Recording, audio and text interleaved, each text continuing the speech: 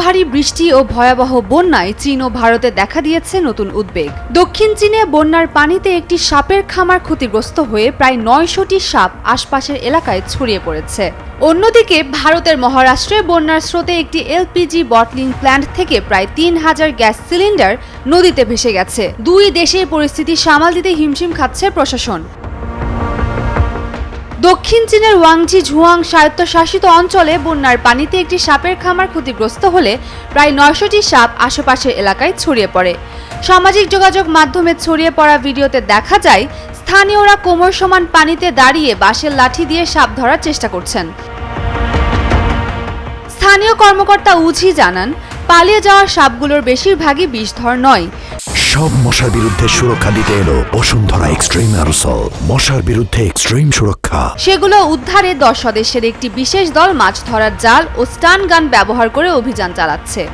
একই সঙ্গে গ্রামবাসীদের কোনো সাপ দেখলে নিজেরা ধরার চেষ্টা না করে দ্রুত প্রশাসনকে জানাতে বলা হয়েছে। অন্যদিকে ভারতের মহারাষ্ট্রের রায়গড় জেলায় টানা ভারী বৃষ্টির মধ্যে এইচপিসিএল এর পাতালগঙ্গা এলপিজি বটলিং প্ল্যান্টের সুরক্ষা দেয়াল ভেঙে বন্যার পানি ঢুকে পড়ে। এতে প্রায় ৩,০০০ গ্যাস সিলিন্ডার পানির স্রোতে ভেসে পাতালগঙ্গা নদী ও খারপাদা খাড়িতে চলে যায়। ভিডিওতে দেখা যায় নদীতে হাজারো গ্যাস সিলিন্ডার ভেসে যাচ্ছে।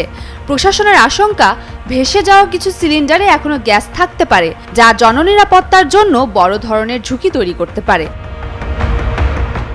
রায়গড়ের জেলার প্রশাসক কিষান জাভলে স্থানীয়দের প্রতি আহ্বান জানিয়ে বলেছেন, নদী বা আশপাশের এলাকায় কোনো গ্যাস সিলিন্ডার পাওয়া গেলে তা যেন নিজেরা ব্যবহার বা বাড়িতে নিয়ে না যান, বরং দ্রুত এইচপিসিএল নিকটস্থ ডিলার, তহসিল অফিস বা সংশ্লিষ্ট প্রশাসনিক কার্যালয়ে জমা দেওয়ার অনুরোধ জানানো হয়েছে। এদিকে উত্তর পশ্চিম চীনের গাংশু প্রদেশে ভূমিধসে অন্তত ৫ জন নিহত হয়েছেন। হুবেই প্রদেশে প্রবল বৃষ্টি ও বিরল টর্নেডোর আঘাতে আরও অন্তত ১১ জনের মৃত্যু হয়েছে এবং শতাধিক মানুষ আহত হয়েছেন। বহু বাড়িঘর, সড়ক ও কৃষিজমি ক্ষতিগ্রস্ত হয়েছে।